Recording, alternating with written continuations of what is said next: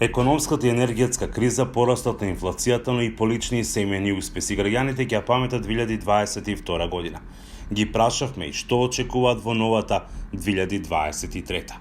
Имав доста шетање, доста успехна работа, доста посета ви Дубај бе последно. Значи убава година за шетање. Убава година, се надевам другава, да. Бизнисот стандарден. 2023? Па уште подобро да е од ова. Очекувам. Да сме сите да се посретни. Очекуваме сега принова од керката.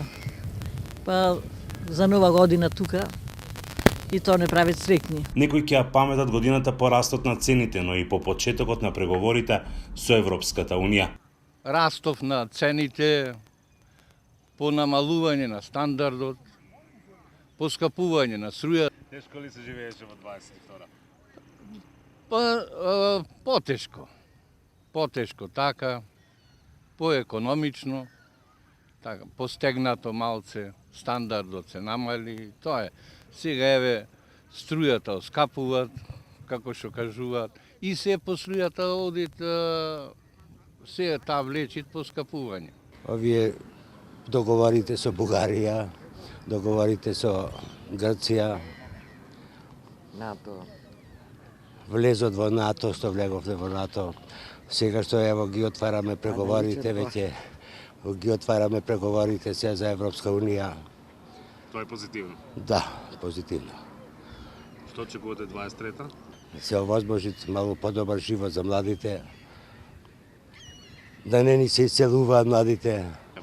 Да ви кажам поштено, со многу лоши утисци.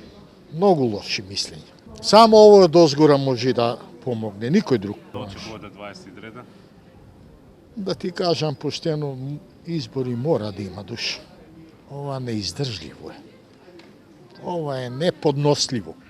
Ова денешно. Овие млади бегаат. Ќе бегат, моиве бегаат. Пензионерите пак се надеваат на повисоки пензии во новата година. Пензивија се во ред. Колку имаме толку да сме здрави и живи само. И во 23-та се надевам дека ќе биде зголемување некое рекордно, како што се викат, историско.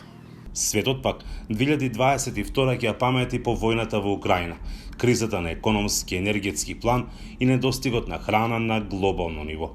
За гласот на Америка од Охрид, Мики Трајковски.